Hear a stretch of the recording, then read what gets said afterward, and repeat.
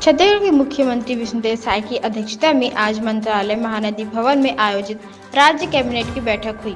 उप मुख्यमंत्री अरुण साव ने बैठक के बाद पत्रकार वार्ता को संबोधित किया। उन्होंने पत्रकार वार्ता में कैबिनेट की बैठक में लिए गए निर्णयों की जानकारी दी। आज मंत्री परिषद की बैठक मुख्यमंत्री आदरणीय विष्णुदेव साय जी की अध्यक्षता में संपन्न हुई। बैठक में महत्वपूर्ण रूप से राज्य के किसानों से खरीद विपणन वर्ष 2025-26 में धान खरीदी के संबंध में महत्वपूर्ण निर्णय लिए गए। राज्य शासन के द्वारा खरीफ विपणन वर्ष 2025-26 में छत्तीसगढ़ प्रदेश के किसानों से 15 नवंबर 2025 से 31 जनवरी 2026 तक धान खरीदी करने का निर्णय लिया गया है।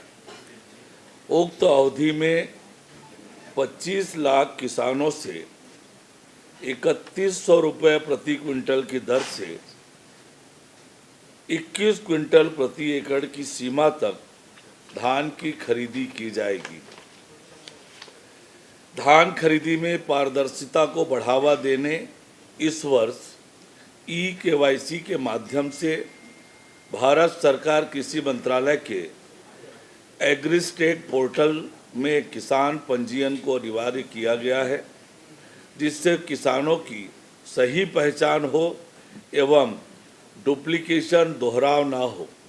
पंजीयन 31 अक्टूबर 2025 तक कराया जा सकता है। डिजिटल क्रॉप सर्वे के माध्यम से 23 लाख हेक्टेयर रकबे का सर्वे कराया गया है, जिसके फलस्वरूप धान के रकबे का ऑनलाइन निर्धारण डिजिटल रूप में सुनिश्चित हुआ है। प्रदेश के 20,000 ग्रामों में दिनांक 2 अक्टूबर से डिजिटल क्रॉप सर्वे एवं मैनुअल गिरदावली के डेटा को ग्राम सभा में पठन पाठन कराया जा रहा है। किसानों को बेहतर व्यवस्था सुनिश्चित किए जाने हेतु टोकन तुम्हार हाथ मोबाइल ऐप के माध्यम से ऑनलाइन टोकन की व्यवस्था की गई है, जिसके तहत किसान स्वयं अपनी सुविधा अनुसार दिनों में धान विक्रय किए जाने हेतु टोकन काट सकेंगे। वास्तविक किसानों से धान खरीदी सुनिश्चित करने हेतु बायोमेट्रिक आधारित धान की खरीदी की जाएगी।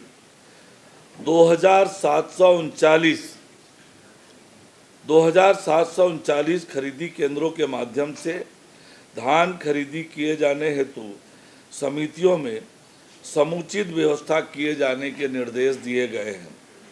समितियों को खरीद वर्ष 2025-26 में शून्य सूखत आने पर 5 रुपये प्रति क्विंटल के मान से प्रोत्साहन दिया जाएगा। धान खरीदी हेतु आवश्यकता अनुसार नए एवं पुराने जूट बारदाने की व्यवस्था किए जाने के निर्देश दिए गए हैं। खाद्य विभाग भारत सरकार द्वारा खरीफ वर्ष 2025-26 हेतु केंद्रीय पूल में 73 लाख मीट्रिक टन चावल का लक्ष्य दिया गया है। प्रदेश में धान की रिसाइकलिंग रोके जाने एवं बेहतर मॉनिटरिंग व्यवस्था सुनिश्चित किए जाने हेतु पहली बार integrated command and control centre market कार्यालय में स्थापित किए जाने का निर्णय लिया गया है। जिलों में भी कंट्रोल रूम बनाए जाएंगे। धान खरीदी केंद्रों में बेहतर एवं सुगम व्यवस्था हेतु कलेक्टर द्वारा प्रशासनिक अधिकारियों को खरीदी केंद्र प्रभारी बनाए जाने का निर्णय लिया गया है। सीमावर्ती राज्यों से खरीदी केंद्रों धान की आवक रोके जाने हेतु विशेष चेकिंग दल जिले स्तर पर गठित किए जाने के निर्देश दिए गए हैं। धान के परिवहन व्यवस्था अंतर्गत मितव्ययता को सुनिश्चित किए जाने हेतु धान के उठाव व परिवहन भौतिक सत्यापन करने के निर्देश दिए गए हैं। ये महत्वपूर्ण प्रावधान है जो धान खरीदी के इस वर्ष की नीति में प्रावधानित किए गए हैं।